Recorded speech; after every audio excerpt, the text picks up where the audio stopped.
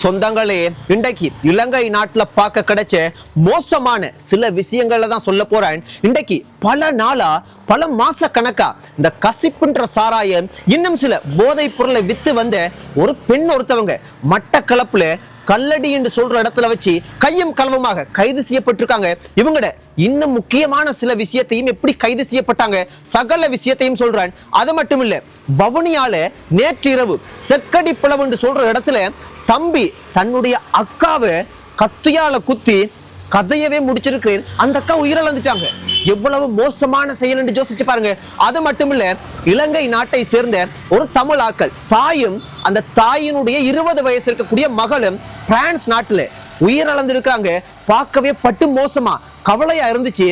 இது மட்டும் இல்ல, இன்னும் ஒரு பிரதேச சபை உறுப்பினரும் முன்னாள் உறுப்பினரும் ஐஸ் என்ற போதைப் பொருள் கடத்தி கைது செய்யப்பட்டிருக்கேன். இப்படி சொல்லிக்கொண்டே போகலாம். சொல்லி கொண்டு போறா கதைக்கிறதுக்கு நேரம் பத்தாது. இப்படி எக்கச்சக்கமான விஷயங்கள் இன்றைக்கு இலங்கை நாட்டுல பார்க்க கிடைச்ச இந்த விஷயத்தை தான் நான் உங்களுக்கு சொல்ல போறேன்.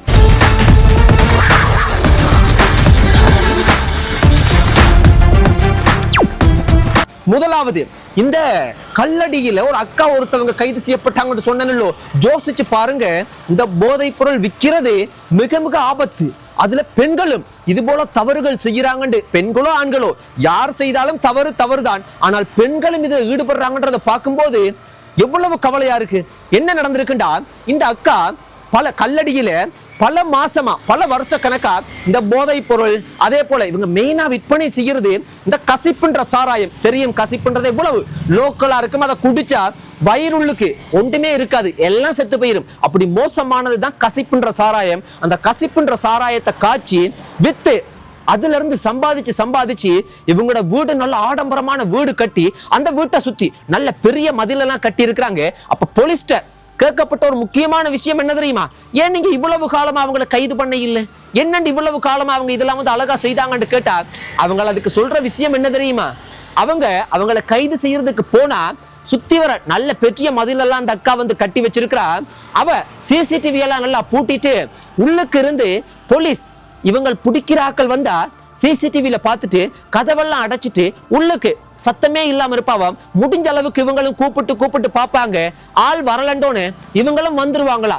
இப்ப ஒரு உதாரணத்துக்கு இவங்க அத்துமீறி கதவை உடைச்சு போகலாம்னு யோசிக்கலாம். ஆனா உள்ளுக்கு போய் ஒன்றுமே இல்லை, கசிப்பும் இல்லை, கஞ்சாவும் இல்லை, ஒன்றும் இல்லைன்னு வைங்களேன், போலீஸுக்கு பாதகமாக திரும்பிடும். அதனால போலீஸ் என்ன செஞ்சிருக்காங்கடா, இது எப்படியாவது இந்த அரசாங்கத்துல கடும் ஸ்ட்ரிக்ட் பிடிச்சே ஆகணும். அதனால கையும் களவுமாக அந்த அக்காவோட இருந்த டீம்லயே வந்து பாத்தீங்கன்னா ஒரு ஆல்ட் தெளிவா சொல்றது நல்லமோ தெரியல. ஆனா விஷயத்தை ரகசிய தகவல் எல்லாம் எடுத்து கிட்டத்தட்ட 100க்கும் அதிகமான கசிப்பு போத்தல் விற்கிறதுக்கெல்லாம் தயார் செஞ்சு கொண்டிருந்த நேரத்துல ஆளை கையும் களவுமாக ஆளை பிடிச்சிருக்காங்க, பிடிச்சு கைது பண்ணிருக்காங்க.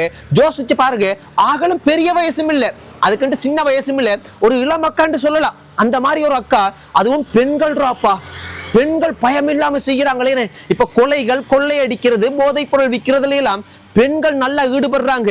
வேணாம் அக்கா, வேணாம் அம்மா, இதெல்லாம் பிழை, இதெல்லாம் பாவம், இதெல்லாம் தவறு. இன்றைக்கு நீங்க பிடிபட்டோன்னே யார் உங்களுக்காக அழப்போறது, யார் உங்களுக்காக வரப்போறது? வேணாம். அந்த மாதிரியான பணம், அந்த மாதிரியான பாதை வேண்டவே வேணாம். அது மட்டும் இல்ல, வவுனியால இந்த அக்காவை தம்பி கத்தியால குத்தி கதையை முடிச்சேன்னு சொன்னேன். இதை என்ன நடந்திருக்குண்டா, நேற்று இரவு செக்கடி பிளவு என்று சொல்லப்படக்கூடிய ஒரு இடத்துல கடும் சத்தம், பெற்றிய சத்தம், கதறல் சத்தம் கேட்டு அங்க இருக்கிற அக்கம் பக்கத்துல இருக்கிறவங்க அந்த வீட்டை போய் பார்த்தா தம்பி ரத்த வெள்ளத்தோட கத்தியோட நின்று இருக்கிறேன், அக்காவை குத்தி கதையை முடிச்சுட்டு. அப்ப என்ன பிரச்சனை பார்க்க போனா, அதாவது விசாரணையில தெரிய வந்ததை நான் உங்களுக்கு சொல்றேன். மக்கள் கதைக்கிறத நான் உத்தியோகபூர்வமா சொல்ல முடியாது. என்னடா, தம்பி நல்ல மதுபோதையில இருந்து இருக்கிறேன், இதுதான் இதுவரைக்கும் தெரிய வந்தது. அதன் பிறகு குத்திட்டார், கத்தியால குத்திட்டார். அக்கா வந்து பட்டு மோசமா உயிருக்கு போராடுற நிலைமையில கொஞ்சம் தாமதமா தான் அக்கம் பக்கத்துல இருக்கிறவங்க வந்திருக்காங்க. ஒரு வழியா அந்த பெண்ணை, அந்த காயப்பட்ட கத்தி குத்துக்கு இலக்காகின அந்த அக்காவை வைத்தியசாலையில கொண்டு போய் சேர்த்து இருக்கிறாங்க. ஆனாலும் அந்த அக்கா இறந்து போயிட்டாங்க. யோசிச்சு பாருங்க, ஏனையா இந்த வேலை எல்லாம், ஏன் இது போல பாவங்களை செய்யறீங்க? அப்ப விசாரணையில என்ன பிரச்சனை, ஏன் இவர் செய்தார் என்று பார்க்க போனா இதுவரைக்கும் போலீஸ் விசாரணையில தெரிய வந்தது, தம்பி போதையில் இருந்திருக்கிறீர் என்று சொல்லப்படுது. ஆனா மக்கள் கதைக்கிறது என்றால் ஒவ்வொரு பிரச்சனைகளை கதைக்கிறாங்க. அதை நம்ம சொல்ல முடியாது. குடும்ப பிரச்சனை, பண பிரச்சனை, அந்த பிரச்சனை, இந்த பிரச்சனை, அவர் வெளியில இருந்து இப்படி ஒவ்வொன்று சொல்றாங்க. அதெல்லாம் நம்ம நம்ப முடியாது. விசாரணையில வந்தா மட்டும்தான் நம்ம சொல்ல முடியும். சோ ஒரு வழியா கொண்டுட்டு பாவம் பார்க்கறதுக்கே கவலையா இருந்துச்சு. ரொம்ப பாவமா இருந்தது. வேணாம் ஐயா, இது போல தவறுகள், இது போல கொலைகளை செய்து நாங்க ஒன்றுமே காண போறதில்ல. அதெல்லாம் வேணாம். அதை தான் நான் சொல்ல முடியும்.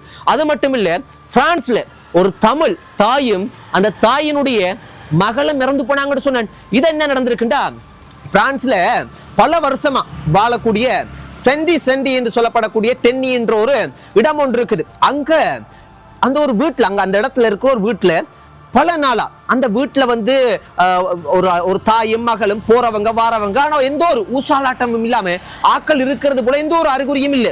அப்ப அக்கம் பக்கத்துல இருக்கிறவங்க சந்தேகத்துல, என்ன இங்க ஒருத்தரையுமே காணல. அப்ப சந்தேகத்துல கூடுதலா வெளிநாடுகள்ல பக்கம் வீட்டுல எந்த ஒரு ஊசலாட்டமும் இல்ல, ஆக்கள் இல்லண்டா கட்டாயம் உடனடியா போலீஸுக்கு கால் பண்ணி சொல்லிடுவாங்க. ஆனா எங்கட நாட்டுல தான் பக்கத்துல என்ன நடந்தாலும் எட்டி கூட பார்க்க மாட்டோம். அங்க அப்படி இல்லை. அப்ப கால் பண்ணி போலீஸுக்கு இன்ஃபார்ம் பண்ணிருக்காங்க. போலீஸ் அந்த வீட்டுக்கு அந்த வீட்டை தட்டி பார்த்து இருக்காங்க. ஆக்கள் யாருமே வரையில்லை. அப்ப அந்த வீட்டு கதவை உடைச்சி உள்ளுக்கு போய் பார்த்தா ஒரு தாய் ஒரு மகளும் படும் மோசமா, பார்க்கறதுக்கே அவ்வளவு கவலையா, பார்க்கவே முடியாத அளவுக்கு படும் மோசமான முறையில உயிரிழந்து கிடக்குறாங்க. அவங்கள மீட்டு பிரேத பரிசோதனைக்காக இவங்களுக்கு என்ன நடந்திருக்கு, இது கொலையா இல்லடா வேற ஏதாவது தவறான முடிவு எடுத்திருக்காங்களா, எல்லாமே போஸ்ட்மார்டம் ரிப்போர்ட்டுக்கு உடலை மீட்டு பிரேத பரிசோதனைக்கு காவல்துறை அனுப்பியிருக்காங்க. அந்த வீட்டை சுத்தி உள்ளுக்கெல்லாம் சோதிச்சிருக்காங்க. என்ன தடயங்கள் இருக்கு எல்லாமே பார்த்துருக்காங்க. ஆனா இதுவரைக்கும் எதையுமே வெளியிட இல்லை. இது கொலையா தவறான முடிவா எதுன்னு தெரியல. ஆனா ஒரு சின்ன சந்தேகம் மட்டும் போலீஸ் விசாரணையில ஒரு சின்ன சந்தேகம் வந்திருக்குது. என்னண்டா, ஒரு பொருளாதார பிரச்சனையால, மன உளைச்சலால தவறான முடிவு எதுவும் எடுத்திருக்கலாம் என்று சொல்லப்படுது. ஆனா உண்மையான தெளிவான விஷயம் இதுவரைக்கும் உத்தியோகபூர்வமாக போலீசினுடைய விசாரணையில வெளிவரல. சோ இந்த விஷயத்தை பார்க்க கிடைச்சது.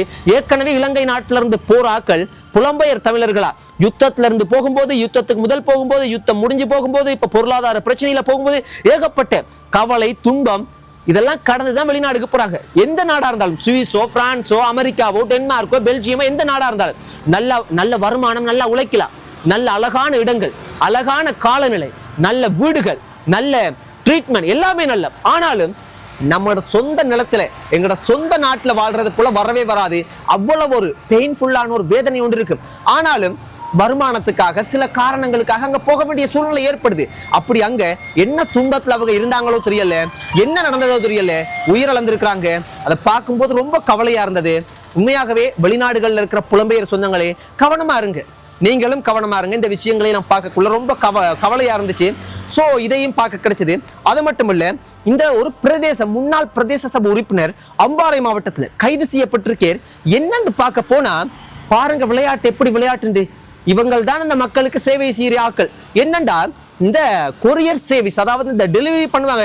ஒரு சாமான ஒரு இடத்துல இருந்து இன்னொரு இடத்த அனுப்புறா, இந்த கொரியர் மூலம் அனுப்புவாங்க. அப்படியே ஒரு கொரியர் மூலம் டெலிவரி பண்ணிருக்கிறேன். ஒரு நல்ல அழகான ஒரு சின்ன குட்டி பொம்மை உண்டு.